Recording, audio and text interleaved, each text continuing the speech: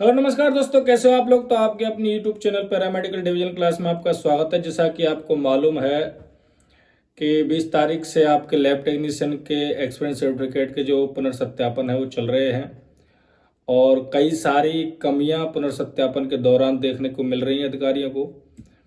तो उनको लेकर जिन भी सीएमएचओ की तरफ से, जिन भी संस्था या कॉलेज, मेडिकल कॉलेज की तरफ से जो भी कमियां निकल रही हैं, बाकायदा सीफू की द्वारा मेल के माध्यम से या लेटर के माध्यम से उनको सूचनाएं भिजवाई जा रही हैं।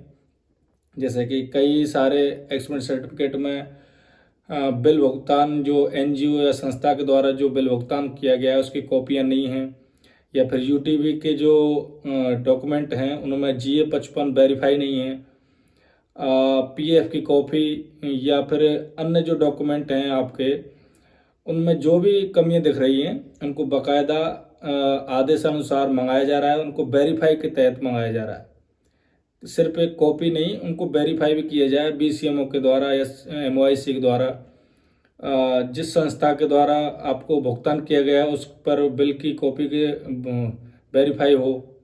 इस तरीके से पूरा अच्छी तरीके से आपके पुनर्सत्यापन ठीक तरीके से सीफू आपके एक एक डॉक्यूमेंट की अच्छे से जांच कर रही है। साथ ही जो फार्मासिस्ट की जो वैकेंसी है उसके लिए टीमें गठित की गई थी, लेकिन अब बची हुई जो 4 वैकेंसियां हैं, भर्तियां हैं, उनके लिए भी आपकी 10 टीमें गठित कर दी गई हैं। जो बाहरी राज्यों से करीबन 5 भर्तियों में जो टोटल करीबन 3000 के जो करीब जो अभ्यर्थी है जिनके प्रोविजनल सूची में नाम आ चुका है, और बाहरी राज्यों से जो डिग्रियां डिप्लोमा करके आए हैं, तो सीफू ने आदेशानुसार 10 टीमें बनाई हैं और प्रत्येक राज्य में एक एक टीम भेजी है। आंध्र प्रदेश और तेलंगाना में एक ही टीम जांच करेगी आपकी।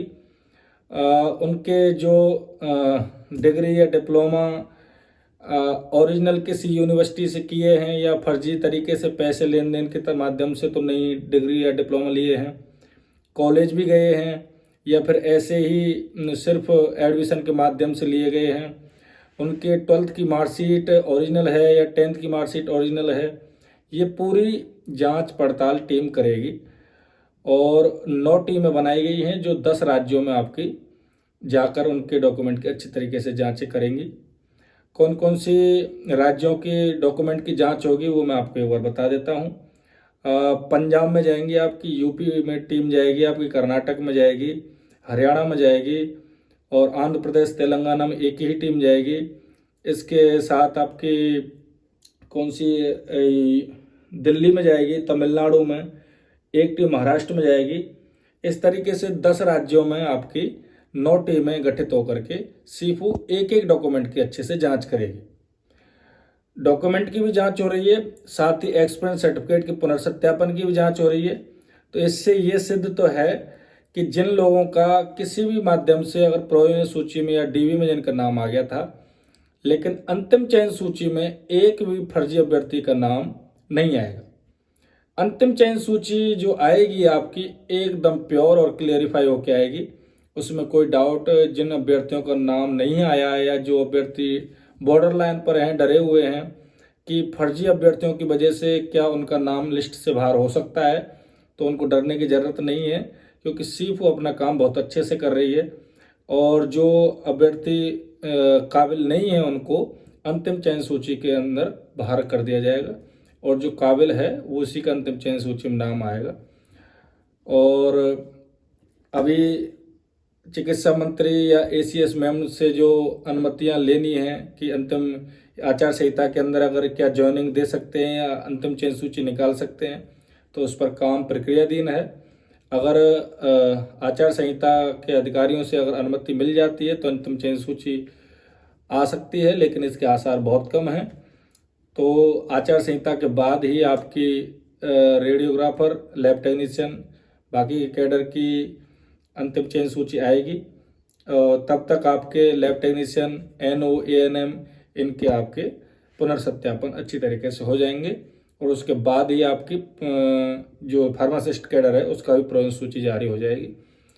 तो समय ज़रूर लग रहा है, लेकिन काम एकदम से ओरिजिनलिटी से काम हो रहा है। तो अगर धीरे धीरे काम हो रहा है तो उस पर आप सीपू पर भरोसा करें। थोड़ी जल्दी करने से, जिस तरीके से 3 जो छोटी भर्तियां हैं उनमें कई सारे अभ्यर्थियों को होल्ड कर दिया गया था, वो जल्दी का ही कारण है। अगर आराम से काम होता तो सभी जो प्रवेश सूची में जिन अभ्यर्थियों का नाम था, हो सकता था कि अंतिम चयन सूची में सभी का नाम आता, लेकिन जल्दी का ही कारण था कि आधे जो अभ्यर्थी थे उनको होल्ड पर रखा गया। अब उनको इस चीज़ की परेशानी भुगतनी पड़ेगी और उनका सॉल्यूशन भी जल्द तो नहीं हो पाएगा, वही आचार संहिता के बाद ही होगा। तो अब उनको इंतज़ार करना पड़ेगा। तो उससे बेहतर है कि आप काम पर भरोसा करें और धीरे धीरे ही प्रक्रिया को चलने दें, ताकि जो नाम प्रोविंस सूची में है वो अंतिम चयन सूची में होल्ड के तौर पर नहीं आए। आज का मेरी तरफ से बस इतना ही। अगर आपको हमारी जानकारी अच्छी लगी हो तो आप हमारे चैनल को सब्सक्राइब कर सकते हैं।